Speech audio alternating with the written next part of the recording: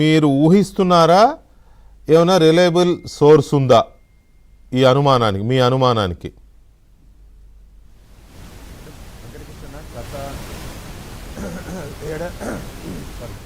ఏడాది జరిగినటువంటి సంఘటనలో భాగంగా ముఖ్యమంత్రి గారు ఫిజికల్ గా టోకన్స్ ఇవ్వద్దండి, ఆ ప్రక్రియని కాకుండా వేరే ప్రక్రియ ద్వారా భక్తులకి ఇబ్బంది లేకుండా దర్శనం చేసే అవకాశం ఏ విధంగా ఉంటుందో దాన్ని పరిశీలించమని చెప్తే మేము మొత్తం డిప్ సిస్టమ్ ద్వారా ఈ వైకుంఠ ఏకాదశి దర్శనానికి ఆలోచించడం జరిగింది. తిరుమల తిరుపతి దేవస్థానాలు దాదాపు 7 లక్షల చిల్లర ఎన్రోల్ చేసుకుంటే 1,70,000 మంది 3 రోజులకి ఆ డిప్ లాటరీ ద్వారా ఒక కుటుంబంలో, ఇప్పుడు నేను అనుకోండి నాతో పాటు 1+3 వారు దర్శనానికి వెళ్ళేటట్టు దాన్ని డిజైన్ చేయడం జరిగింది.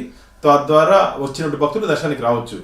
నాకు అనుమానాలు ఎక్కడుందంటే, ఈ టోకన్లు లేకుండా భక్తులు తిరుమలకి రాలేరు కాబట్టి దాన్ని ఆసరాగా తీసుకొని మేము భక్తుల కోసం వారు ఎటువంటి ఇబ్బంది పడిన ముందు మురళి గారు చెప్పినట్టు కొండ మీద పరిమిత సంఖ్యలో భక్తులు ఆలయంలోకి వెళ్ళే అవకాశం ఉంటుంది. కాబట్టి ఎక్కువ మంది, మన 70,000 మంది దర్శనం చేసుకునే అవకాశం ఉంటే 2-3 లక్షల మంది వస్తే ఇబ్బంది అవుతుంది. కాబట్టి దాన్ని భక్తుల భద్రతని ఉద్దేశంలో పెట్టుకొని మేము ఇలాంటి ఫార్ములాని ఫస్ట్ టైం టీటీడీలో దీన్ని మేము తీసుకురావడం జరిగింది. కాబట్టి ఇది సక్సెస్ అయితే ఈ ప్రభుత్వానికి ఎక్కడ మంచి పేరు వస్తుందో అని చెప్పి, ఒకవేళ ఆ ముసుగులో ప్రభుత్వానికి చెడ్డ పేరు తేవాలని చెప్పి ఏదైనా జరుగుతుందేమో అని చెప్పి నాకు అనుమానాలు ఉన్నా.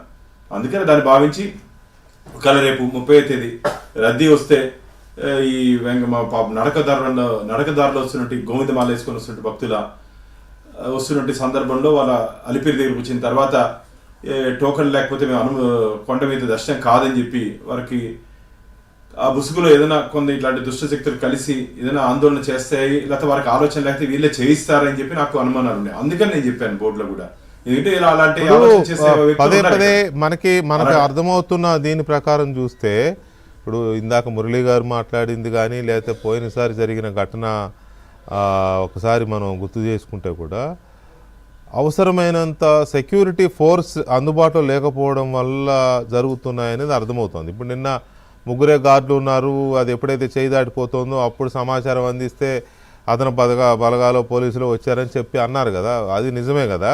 పోయినసారి కూడా అదే జరిగింది. ఎవరికో డిఎస్పీకో ఎవరికో అప్పచెబితే ఆయన ఎక్కడికో పోయినాడు పని ఉండి, ఆవిడ ఒక లేడీకి కొంచెం హెల్త్ ఇదైతే గేటు తీసే ప్రయత్నంలో జరగాల్సిన నష్టం జరిగిపోయింది. సో అంత భారీ ఎత్తున బలగాలని మోహరించుకుంటే కొంత కంట్రోల్లో ఉంటుందేమో కదా సిచ్యువేషన్. ఆ ఏర్పాట్లు జరుగుతున్నాయా?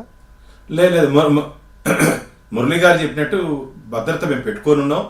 ఎటువంటి ఇబ్బంది లేకుండా అక్కడ క్యూ లైన్ మేనేజ్మెంట్ జరగాలని చెప్పుకోరు. నిన్న అనూహ్యంగా మేము ఎక్స్పెక్ట్ చేసింది 20,000-40,000 భక్తులు వచ్చారు.